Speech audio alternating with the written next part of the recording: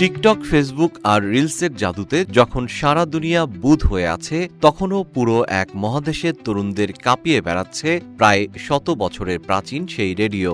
আফ্রিকায় স্মার্টফোনের যুগেও কেন সারাদিন এফএম তরঙ্গে টিউন করে থাকেন তরুণেরা? সেখানে নতুন রেডিও স্টেশনের জায়গা দিতে হিমশিম খাচ্ছে সরকার। স্মার্টফোন, সোশ্যাল মিডিয়া আর শর্ট ভিডিওর ফিরে যখন রেডিও শব্দটি অনেক দেশেই জাদুঘরের বস্তুতে পরিণত হওয়ার পথে, তখন আফ্রিকা জুড়ে চলছে একদম উল্টো বাতাস। সেখানে রেডিওর তরঙ্গের এত ভিড় যে সরকারের নতুন ফ্রিকোয়েন্সি দেওয়াই দায় হয়ে পড়েছে। কেনিয়ার যোগাযোগ কর্তৃপক্ষের তথ্য অনুযায়ী দেশটিতে বর্তমানে ২৫০টিরও বেশি এফএম রেডিও স্টেশন চালু রয়েছে, আর রাজধানী নাইরোবিতে নতুন স্টেশনের জন্য খালি জায়গা খুঁজে পাওয়া প্রায় অসম্ভব হয়ে দাঁড়িয়েছে।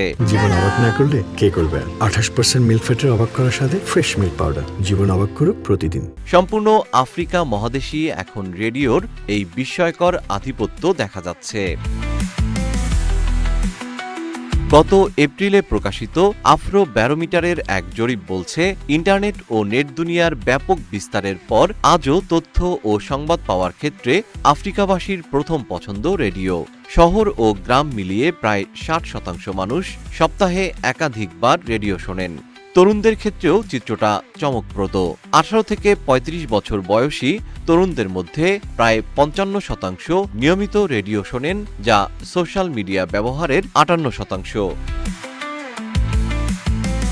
দ্য ইকোনমিস্ট বলছে, ইন্টারনেটের যুগেও রেডিওর জনপ্রিয়তার অন্যতম কারণ এর ডেটা খরচহীনতা ও সহজলভ্যতা। স্মার্টফোনে ভিডিও দেখতে ডেটা লাগলেও রেডিও শুনতে তা লাগে না। তরুণ থেকে দিনমজুর সবাই লাইভ অনুষ্ঠানে ফোন করে নিজের গল্প বলতে পারেন।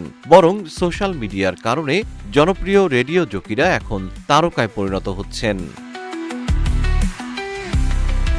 এয়ারওয়েভে নতুন তরঙ্গের সংকটের কারণে কেনিয়া এখন ডিজিটাল অডিও ব্রডকাস্টিং প্রযুক্তি পরীক্ষামূলকভাবে চালু করছে, যাতে একটি রেডিও ফ্রিকোয়েন্সি ব্যবহার করে আরও কয়েক গুণ বেশি নতুন স্টেশনের মাধ্যমে বিনোদন দেওয়া সম্ভব হয়।